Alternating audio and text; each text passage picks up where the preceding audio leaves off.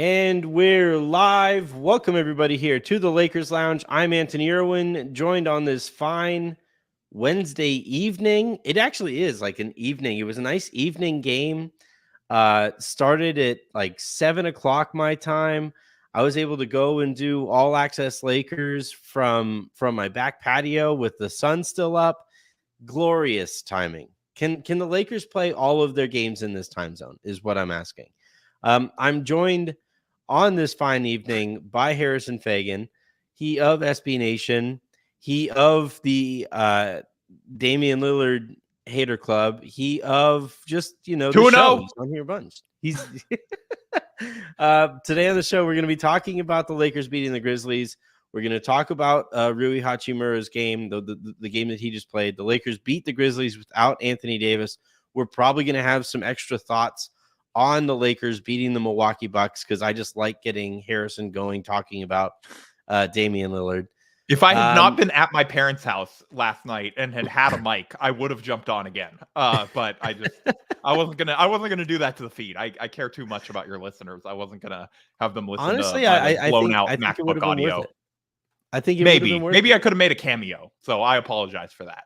It couldn't be much more. We had technical difficulties with 2,500 people watching last night. It was the most. I was literally sweating here at my computer. I assume that was Raj's fault. I wouldn't worry about it. It was all me. It was my computer. I was pissed. So today we're going to be talking about all that. Also a busy night around the league. It's a good thing that the Lakers were able to pick up this win against the Grizzlies, as the Clippers won, the Warriors won. Houston is currently in overtime against the Oklahoma City Thunder. I don't think Sacramento played, but just about everybody, who the Lakers would have liked to get a little bit of help from.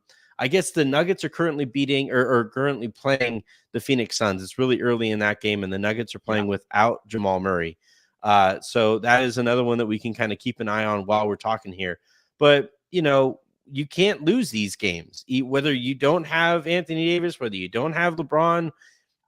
You can't afford to drop dumb losses here, given the race that the Lakers are currently in, and they're able to pick up this win against the Memphis Grizzlies, kind of sort of going away. It should have been a lot, it should have been a lot more comfortable than it was, but Darvin decided to play Cam Reddish a bunch, and Memphis was able to fight back in this one.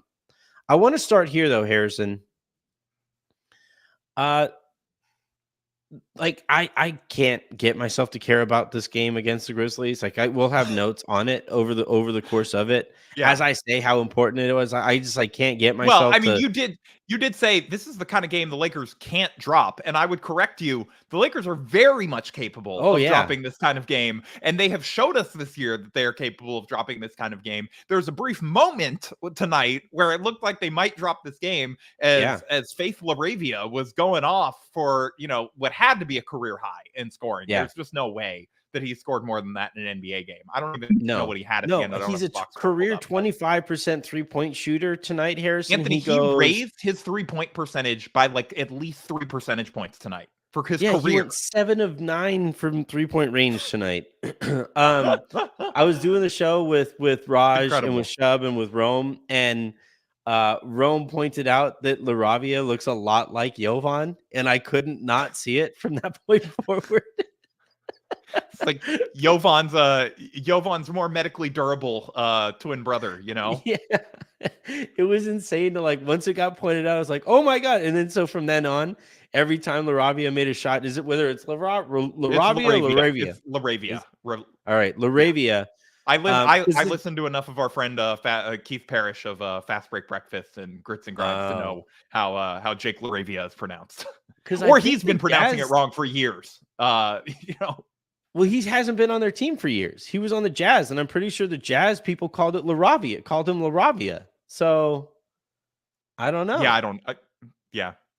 Sorry, Jake I'm still going to trust Keith over myself, but we'll keep pronouncing it both ways the rest of the show. Just make sure that we're at least half right. We won't completely screw it up. I'll do LaRavia. It's fine. The Rockets did win tonight. They were able to beat the Oklahoma City Thunder. Thunder were playing without Shai Gilgeous-Alexander. The Golden State Warriors were playing without Draymond Green. I want to, you know what? Well, screw it. I don't care about 3 minutes. Yeah, it was like 8 minutes and 24 seconds left on the first quarter, and Draymond Green made his exit, and then made sure to tweet about it because sure, great team win. Yeah, but he inspired them. He woke him up 3 minutes into the game. Is it? I guess if like the only question I guess I have coming off of this one is it like at all concerning how bad the Lakers looked without LeBron on the court against like the worst team in the conference? Like no, because they didn't have Anthony. Normally they would have Anthony Davis in when LeBron is not on the court, and so they look a little better. Yeah, I mean, it's not LeBron's fault that Harry Giles was in. It's just Well, it wouldn't be LeBron's fault regardless. The Lakers looked that bad without LeBron. So I was just the only thing was like I don't like how little faith I have in because it's not like this was a game against the Milwaukee Bucks, right? And you would think that the Lakers still have enough talent on their roster to beat the Memphis Grizzlies, even if AD is Memphis out and Hustle LeBron is plus playing. Desmond Bane. Right. It's like I guess they got Brandon Clark back tonight. But it was just, I don't know. I don't like the way that they looked. I don't like how little direction that they had. I don't like how some of the combinations that Darvin went to necessarily there. And I hate the fact this is where I am going to have an actual gripe. I hate the fact that Cam Reddish is higher in the pecking order than Max Christie. I hate it with every fiber of my being. Every fiber of my being. It makes zero sense whatsoever. Max Christie is a better basketball player, objectively speaking, than Cam Reddish. He just is. He's steadier defensively. He can shoot. He's more reliable, even though he's 21. Younger. And you'd think that he would. Cam Reddish is not a vet. Like, he's not 30, Yeah, like you look at the numbers. Not like Cam Reddish, where it's not like Cam Reddish. Where it's the old coach's cliche of, I just want a guy out there that I know he's not going to mess up what I want him to do. Right. Cam Reddish will absolutely mess up what you want him to do sometimes. It's what he's best at. Like his only NBA talent right now is screwing things up. The Lakers won this one 136-124. At one point, they were up by 27 points. So this was clearly like a blowout win, right? By every statistical measure. And we are the only Lakers post-game podcast that is going to start a 5-game winning streak post-game podcast. I know. About backup shooting guard rotations. I know. Well, but this is I know, Anthony. Look, all the listeners know. I know it's because you care more about Banner 18 than the Lakers, and so you just hold them to a higher standard. No, it's that like I like watching good basketball, and Cam Reddish doesn't play good basketball. Cam Reddish in this one, a blowout win, was a minus 17, Harrison. You know how hard you got to try to be a minus 17 in a blowout win? He was going up against Jake LaRavia. That's, He was like guarding Desmond Bane. Like his point, the whole reason he was supposed to be out there was to guard Desmond Bane. You want to know Desmond Bane's final line? 26 points on 8 of 17 from the field, 4 of 9 from three-point range, 6 of 6 from the free throw line, 4 boards, 16 assists. Only like 16 assists? 16 assists, Harrison. He was doing whatever he wanted while he was out there. And apparently, Desmond Bane, I owe you an apology. I did not. Well, it is a Memphis Grizzlies. It's the Memphis Grizzlies scorekeeper. You got it. Oh, that's true. Yeah. So could have been some funny business. They're going to take 7 of those away tomorrow. He just lost one while we've been talking. To 9? But you're right, Harrison. Let's talk about the 5-game winning streak. Let's talk about the caliber of basketball that the Lakers are playing basically since Rui Hachimura got into the starting lineup. They're essentially winning right now at like a 53-54 win clip. If you were to expand this out for the season, this is my wife looked this up. They're 5-2 since D'Lo signed that baby. 6-2 if you count the game he signed the baby after they won. Which I think have you to really count that one. Yeah, I mean that started to sign the baby. Yeah, so I think They're 6-2 since D'Lo started running for president. He's kissing babies. He's signing babies. He's. It was like that Will Ferrell movie, right, where he punched a baby. Did you ever see that? Yeah, that was the one where he was, I think, running for president of. Against the guy Alan from The Hangover. Yeah.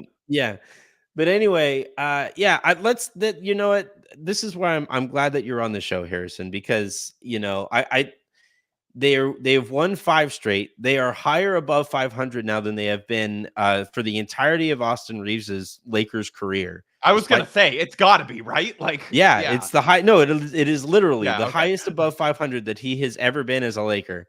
I think they are now 15-4, I believe, or something like that. Or no, is it 10 I forget what the number is.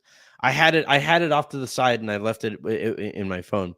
But since Rui was inserted into the lineup, they are winning at a 54 win clip. That's the stat that I definitely know.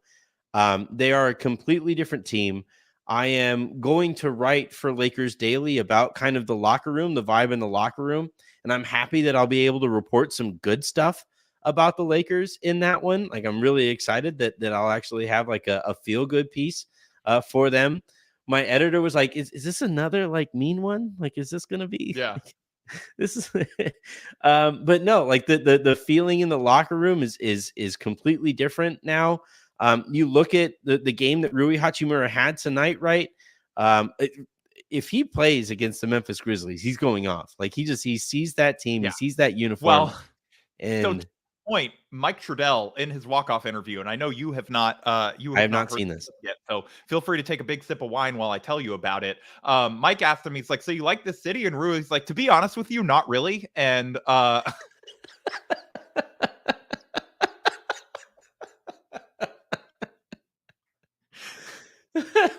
so the funniest possible outcome is him getting traded for Desmond Bane now, right? Like, that's the. Yeah. I wouldn't make that trade. Not until we see the returns on those Desmond Bane assist totals. Okay, I want to see. I want to see what they actually are before we make a bold move like that. Rui Hachimura finishes this one 32 points, 10 boards. He goes 11 of 14 from the field, 7 of 8 from 3-point range, 3 or 4 from the line. I'm beginning to think that Memphis' strategy of playing off Rui is not working. Yeah, well, but it was like he had a couple like nice plays in isolation, right? Yeah. Like, he was just he gets whatever he wants against this team, dating back to the playoffs. I guess what helps there is like he's getting guarded by whoever like Lamar Stevens isn't guarding at the beginning of the game. I guess he was getting guarded by Santi Aldama, which is going to help what you're going to do offensively. But he was just he played really, really well and has played really well basically since he got into the starting group. I made the point last night when I was talking to Raj that core from last year really picks up on like how, like, if one guy has it going, you can kind of feel that momentum kind of run throughout that group.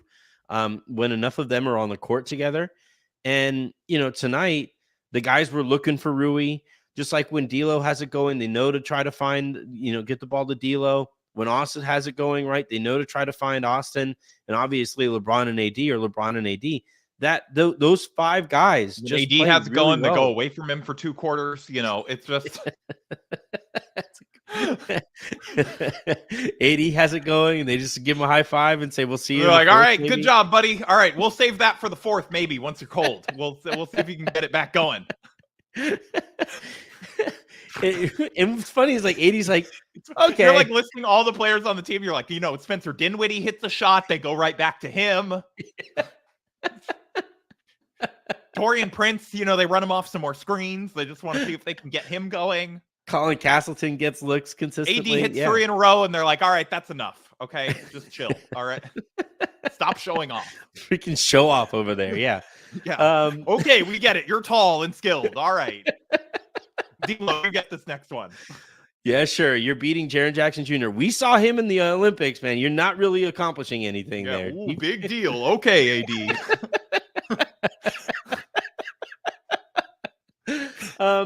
But like, yeah, I do think though that like I guess it's a cliched question to ask here, but it is the one that we kind of have to ask. Like, are we willing to go so far as to say, have these guys turned a corner? Like, is this like I was texting with JD today, who friend like he's regular texter and commenter here, and I was texting back and forth with him, and like we were talking about how like the Lakers have by far the worst road record of all of the teams in playoff contention right now, right?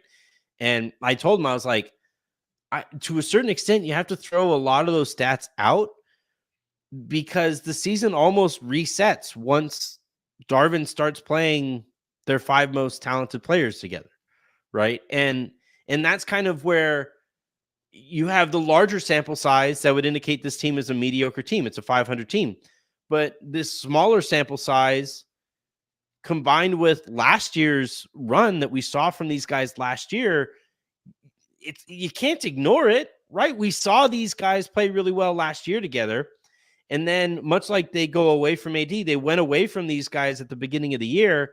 And now they're back to these guys again.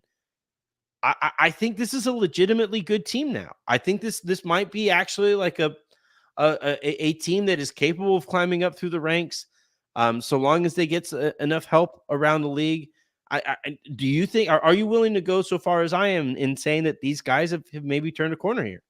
Well, I do, I have some points that I want to make, and I have some words that I want to say. But if you could go ahead and play the sound effect for Nathan Mark's super comment, that would lead me right into it. I really don't want to. I don't want. You have to. I'm sorry. It's time. I've been preparing for this all day.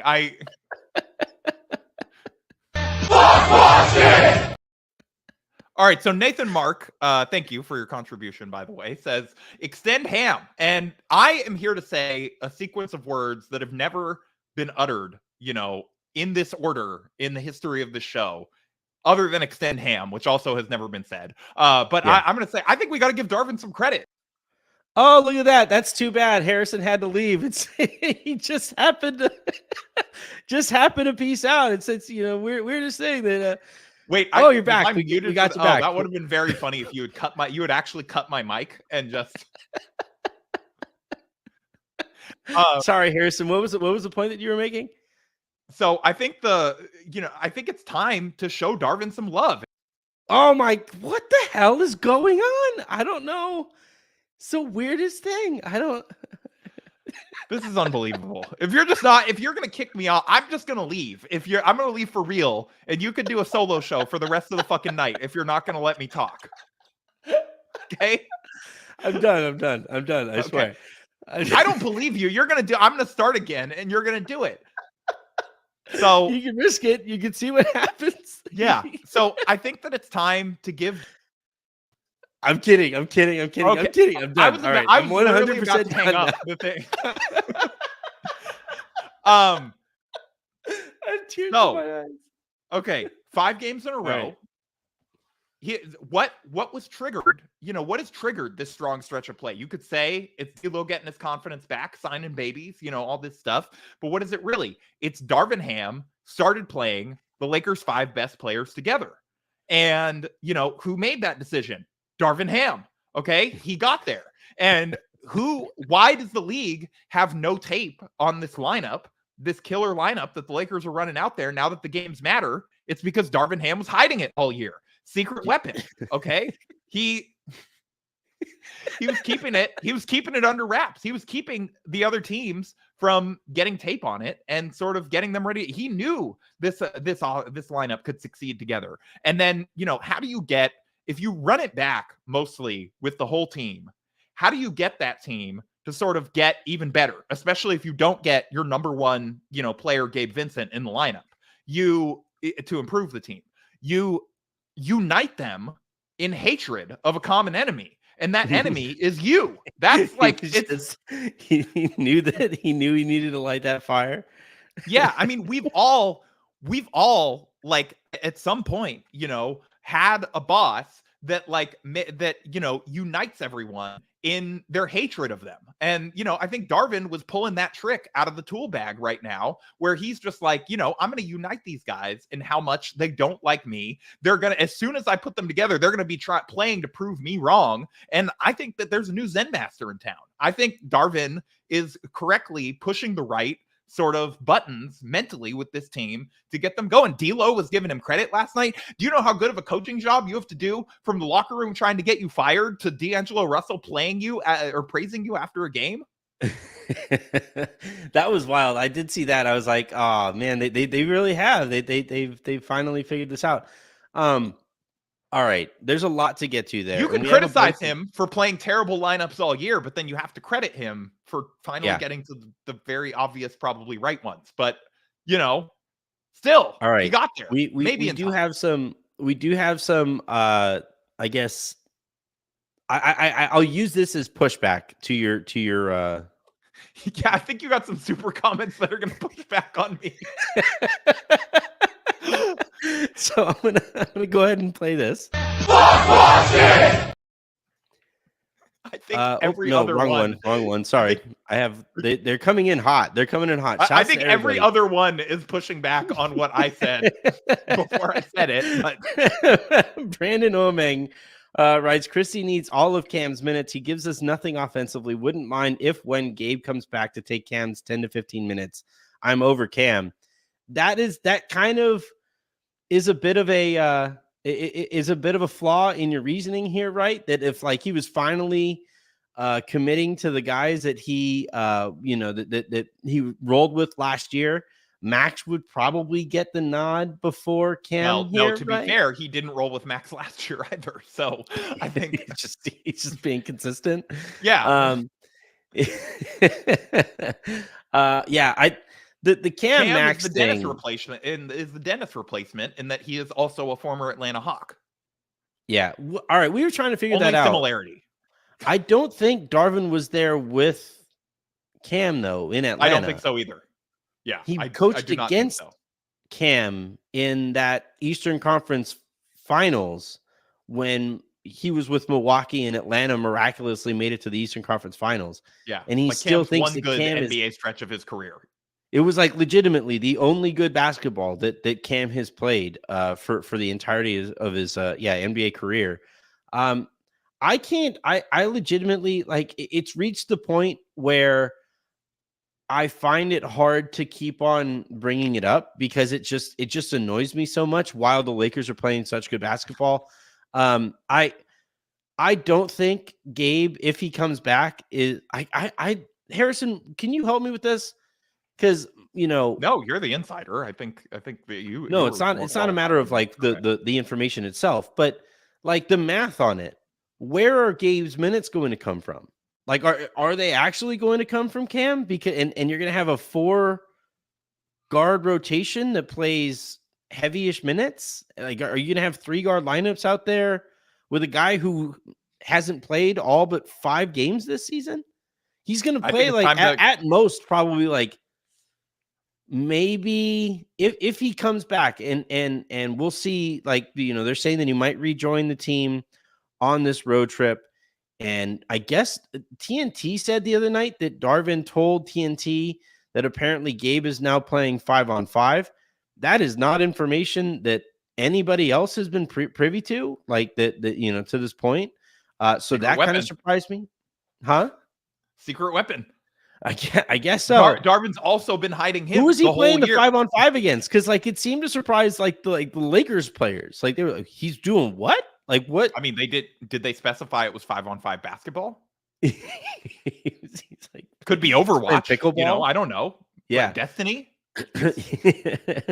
But yeah, where do those minutes come from with Gabe? I don't see it. Even as I'm still skeptical about him physically and medically, but I don't. Well, I think I think that's fair based on how this year has gone, to be skeptical of that. Until you see it and you see that he can impact a game at, this level heading right into the playoffs as he tries to come back, I think it's fair to be skeptical of that and fair to be skeptical of like, how many minutes can they really get him at this stage of the year when he hasn't really played with anyone? And, maybe he's sort of plug and play and he fits right in, but I mean, we just don't really know one way or the other. And it's not like he was, like shooting the lights out when he was out there earlier this year. Yeah, he was bad. So, yeah, I mean, I'm prepared for you to get really upset when some of it comes from Rui, who hilariously is only averaging like 0.6 more minutes per game than Gabe was in his 5 appearances. And he's a starter now. I don't understand. I wrote it. Did you know that Taurean Prince is still averaging more minutes per game than Rui? That's perfect. That is 2 more minutes a game. It's significant. Yeah. That is an insane stat. That is an unbelievable stat that will haunt me for the rest of my life. But yeah, I don't. Again, and like I want to be clear, I am rooting for the guy to be healthy. Like I would happily be wrong with my reporting here if it turns out that Gabe is able to go. And to be honest, this is the last time I ever do any reporting on a player's health, because the way that a lot of these teams seem to handle all of this is like, hey, are you good? Yeah, no, all right, that guy's available. And that's the extent of like the medicinal kind of guiding that takes place with a lot of these teams. But I just don't see the opportunity for him. And like, I think right now, the way Spencer Dinwiddie is playing right now, this season or during this stretch, is better than we ever saw from Gabe. He's been sort of what you hoped Gabe would be going into the year. I think he's minus the 3-point shooting, which Gabe wasn't offering you anyway. But I think he's actually a better defender than Gabe can be. He's a longer guy. He's 6'5" compared to Gabe's like 6'1", 6'2". And I that kind of stuff helps when your backcourt mate is D'Angelo Russell or your backcourt mate is Austin Reeves, and neither of those guys are kind of athletically or physically gifted enough to go out there and do anything really meaningful defensively. Now, Spencer at the 3, that's where you start to see the diminishing effect of what he can do defensively. But Spencer at the 1 or the 2, is a perfectly fine perimeter defender. And again, I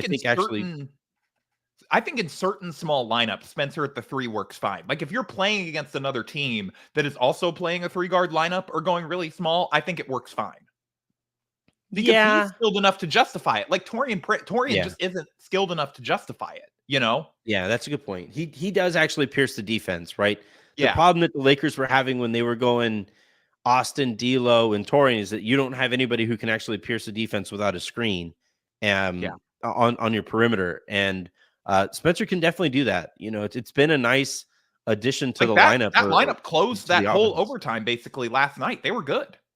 Yeah, they've been good. I think those 3 guys as a group. While you talk again here in a bit, I'll try to find that lineup data. But I think those 3 guys as a trio have actually been pretty damn good. Let's go to the next super comment here. This one's a quick one from Brandon Omeng. Saying Denver is trying to throw the game. Look, man, the stuff that they're doing, like remember when the Clippers basically did everything that they could do to avoid seeing the Lakers that one year? Yeah.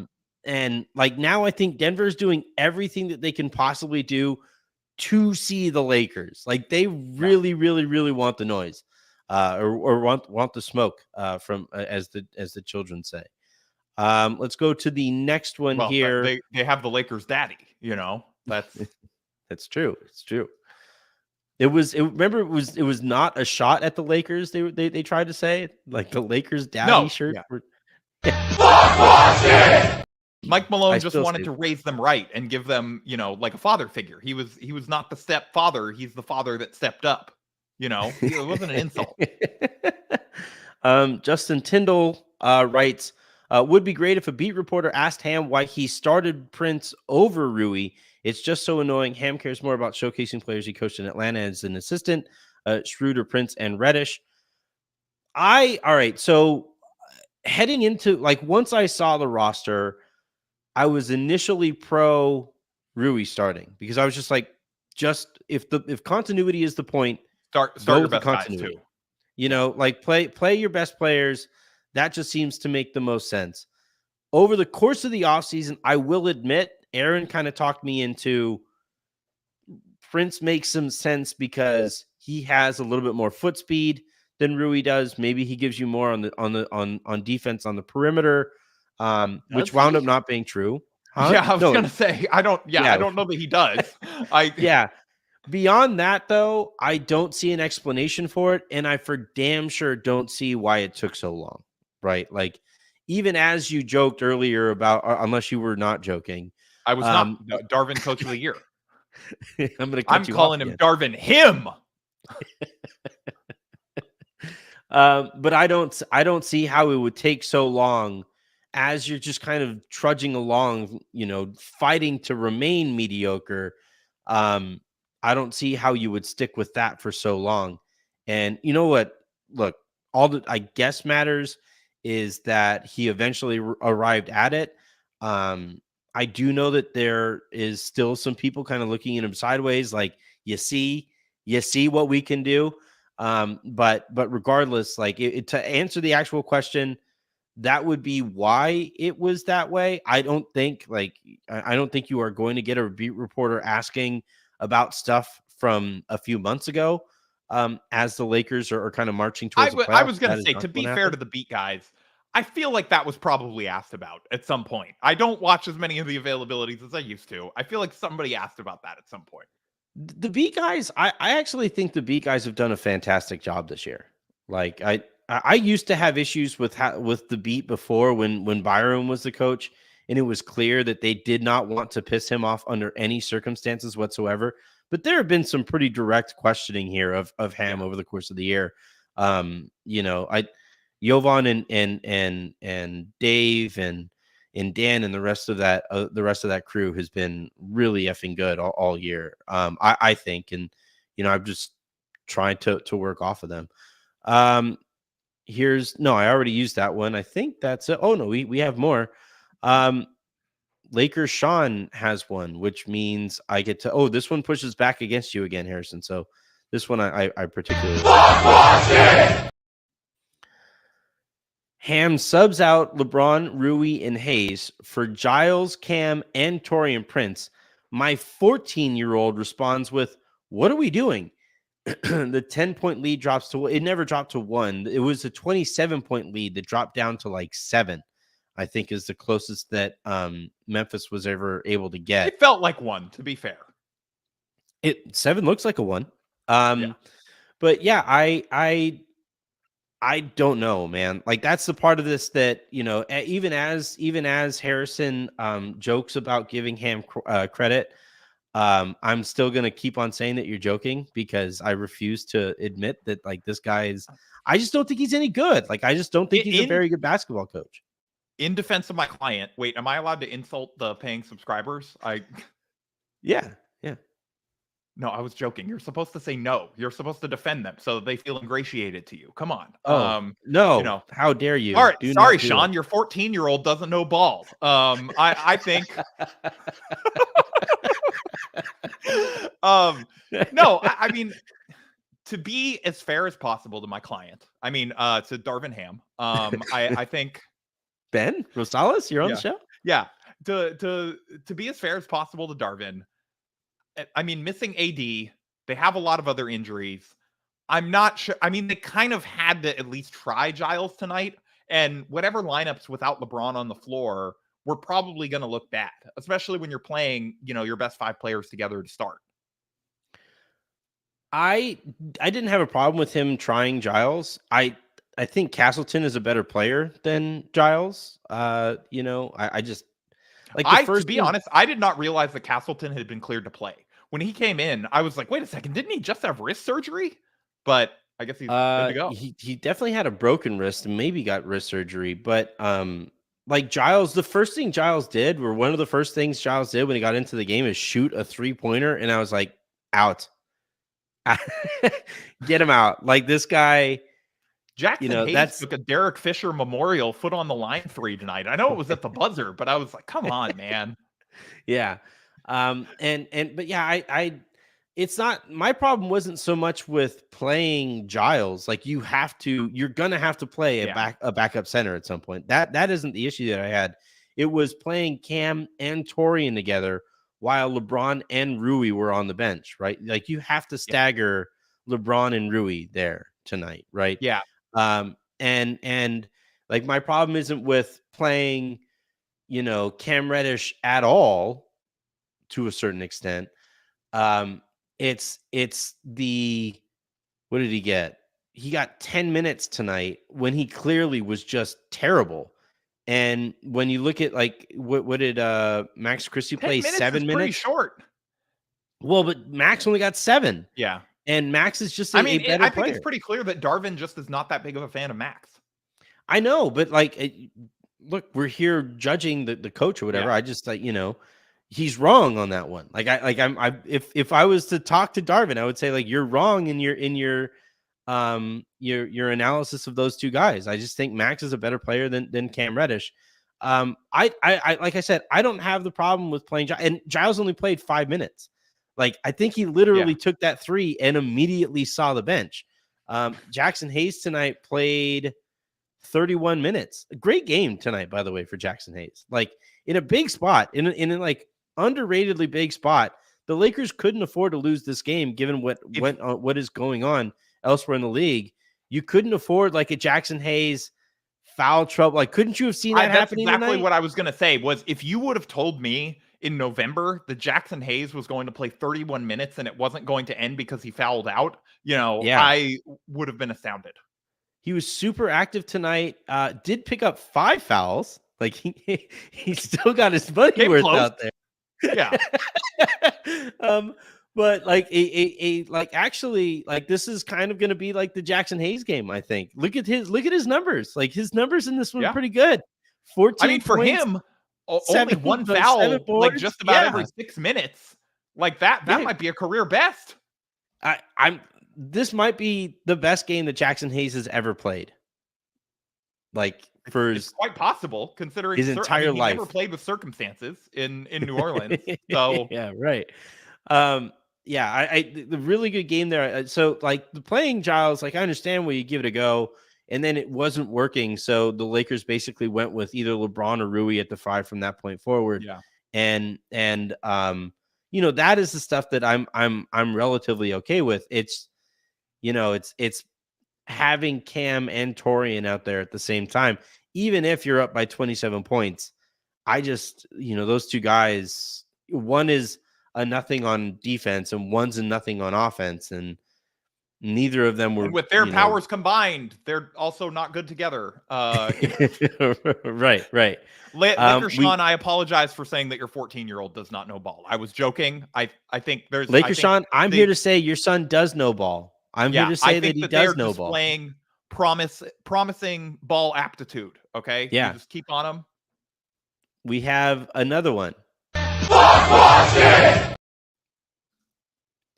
Ham is a genius. He will make it work. Hashtag there we go, Fagan. Nathan. I'm with you. Yeah.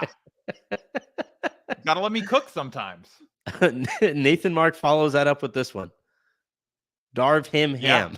Darv him. Just him. That's him, how good him. he's been. He gets 2 hymns. I disagree. But yeah, it's a good fun win. This has been a good fun light show. I've been trying to keep an eye on the scoreboard there for the Denver Nuggets. Is there anything that you want to say? Everybody loves live scoreboard updates during a pre-recorded pod. The people listening tomorrow are going to appreciate you kept them updated on. I haven't done it much because I've been so interested in all of these super comments. I'm keeping an eye. I've been looking though. Yeah, the super comments are flowing tonight. Yeah, shouts to everybody here. I'm trying to find the let's see, Dinwiddie. I'm trying to find the lineup data on. While I do this, Harrison, Give me 3 reasons why the Lakers shouldn't fire Darvin Ham in the offseason. Number 1, this run. Number 2, he's gotten the right answers at certain times. Number 3, it would be expensive. And they would probably go cheaper again on the replacement coach. All right. Like, if you think they're firing Darvin and they're hiring like Bud or someone, I'm sorry. I just don't. I mean, maybe they'll do that. I just don't buy it. I think it'll be Lou. I think if they fire Darvin, it would be for Lou. But I'm trying to find. All right. So I just had it, but it wasn't under the. All right. Yeah, I'm not going to find it while we're doing this. This is so. Yeah. I hate the way NBA.com does their. They somehow make it harder to use every single offseason. It's sort of remarkable. They're like, how can we make it worse this summer, guys? Yeah, I mean, it's just it's so stupid that deal with the Players Association so that like their members like stop getting bullied by like advanced stats. They're like, no, guys, make it harder to look that stuff up. Okay, we can't have Lakers fans being mean to Cam Reddish. Yeah, I can't get in there in JavaScript and make it harder and less intuitive, please. Okay, all right. So it's actually come down to earth a little bit. For a while there, it was really going off. The net rating is only 0.4 for those 3 guys. For a while there, it was actually like, much higher. I think it was like +5 or so. 0.4 for a 3-guard lineup this year is. It is. I mean, it is. That is a bit of an upset that a 3-guard lineup would ever. That's got to be the high among the 3-guard lineups that have played this year. Oh, for sure. Absolutely. Yeah. Like, no doubt about that is the most productive 3-guard lineup that the Lakers have ever trotted out. Oh, actually, Anthony, Nathan's given us one more. Put it back up. We got I have 2 more. There's 2 more. They just keep on coming in. I love that. That is the smartest thing that I ever did for the show. It is. It's a good bit. It's the Buck Foster. I can't wait for HBO to sue you over like a show that they're not continuing anymore. They don't have anymore. Anthony and Jenny Neal writes, let's talk realistically. Do the Lakers have a real shot at getting to 8, or are they resigned to 9 at this point? I think they have a real shot. Phoenix's remaining depending schedule on how the Suns game shakes out tonight. Phoenix is currently up right now. Though the game is in Denver, and Denver has won without Jamal Murray all year. So like it's not that crazy of a loss. Phoenix is currently up 59-54 with 11 minutes to go in the third quarter. But Phoenix, the remaining schedule for Phoenix is absolutely brutal. Like, I believe they have the hardest strength of schedule remaining, right? Of anybody in the league, not just of the teams that are in contention. Anybody in the league. Tom Haberstroh, I actually saw today, was actually thinking that they're going to miss the playoffs outright because of how difficult their remaining schedule is. So that would be insane. Funny. Imagine a Kevin Durant, Devin Booker, Bradley Beal team not making the playoffs at all. I don't see it personally, but that would be. Matt Ishbia would make winning time Jerry West look like a cuddly teddy bear with his reaction to that. I think. With the amount of money goes from owner of the year to that. All right, we have one more here that is specifically tailored for Harrison. Nathan, I'm not mad. I'm disappointed, Nathan. I'm gonna say it. I know we're not supposed to rank. It's like our children. Like, you're not supposed to say that you like Avery better than Miles. Like, I'm not supposed to say that I like Nathan, better than the other commenters. But Avery, 100%. She's That's what I mean. You only have your. I'm not supposed to stay that way. I'm not. Yeah. They're young enough that they won't remember it. But no, it's not like recordings of this live on. And they're gonna get easier to search with AI. For like high schoolers in the future, looking up like, hey, did your dad ever say anything mean about you, Miles? They look through every clip of the Lakers. Be like 17 years from now with his therapist. Like, why did you guys have a recurring bit for an entire season about how huge my head is? But yeah, Nathan. 95th percentile. Yeah. Ham is the only coach to ever win the IST. That's a great point, I think. Another reason, again, #extend Ham. Let's get that trending. Let's get some positivity out there. Yet another reason why the IST is actually a bad thing. We're one more win away from me having to tweet out the Darvin Ham apology form again. No. Oh, my God. Let the apology be as loud as the disrespect was. I'm standing on business here at the Lakers Lounge, okay? I sincerely hope you tweet it out now. I want to see what your mentions look like if you tweet that out. Should I do it tonight? No, I'll save it if they win again. If they get it to 6 games, I will. No, do it tonight. Do it tonight. No. Actually, do it the next time you come on the show, because I want to be able to read those mentions and quote tweets on the show. Okay, I'll try and remember. All right, that is going to do it here for this episode of the Lakers Lounge. A lot more kind of freewheeling here on this episode as the Lakers beat the Memphis Grizzlies 136-144 or 124. The Lakers have now won 5 in a row and are now 9 games over 500 and just kind of like applying plenty of pressure, I would say, to the Sacramento Kings and to the Phoenix Suns, as those teams, like the Sacramento Kings, are really spinning their wheels right now. The Phoenix Suns have been kind of spinning their wheels all season. So we'll see what the Lakers are able to do. As someone who has only watched them against the Lakers this year, might be the best team in the NBA. Did you? All right, just 2 seconds here. 2 seconds. I want to play this for 2 seconds. This was De'Aaron Fox after their latest tough loss. This was a softball question that he gets. And I hated this response. Hold on. For quite a while now, you've come out and addressed like some of your bigger and maybe more difficult losses. Is this like something you're kind of making a point of doing for some reason in turn, just leading this team and kind of showing that accountability? And as far as talking to y'all? Yeah, just, I don't get shit out of that.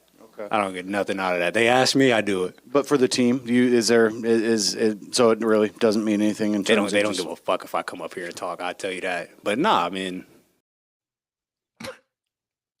real. To be honest, he's probably not wrong. But also, I hate the framing of that question so much. I hate the framing of that question so much. I'm sorry. For De'Aaron, like it helps you look good after your team just got your asses kicked by Luka. I mean, I agree, but also no one's gonna ask LeBron like, "Hey, why'd you come out here and talk tonight after the team lost?" It's like, yeah, because I talk to you guys every game. I'm a star player. Like that's part of being a star player.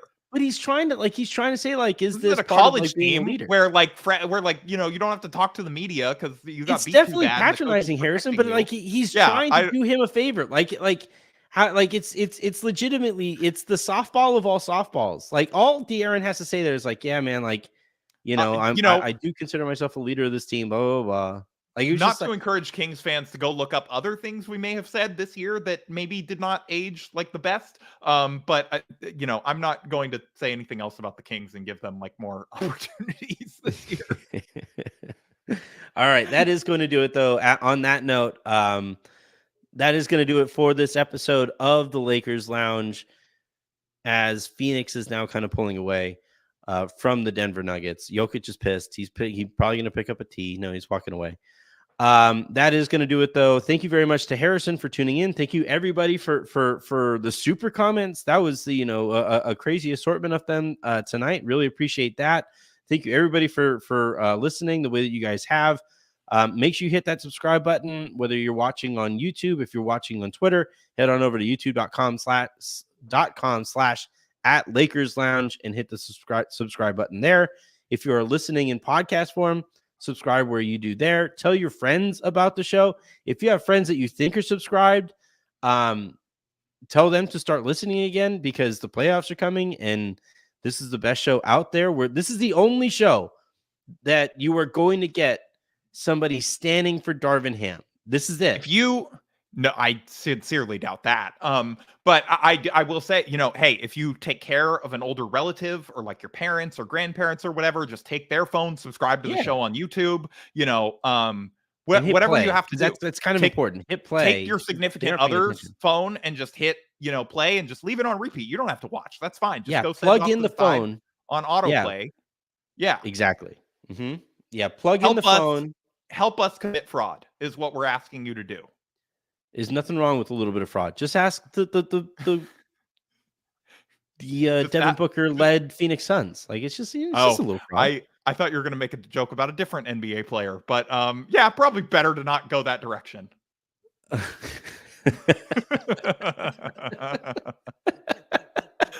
We'll talk to you guys soon.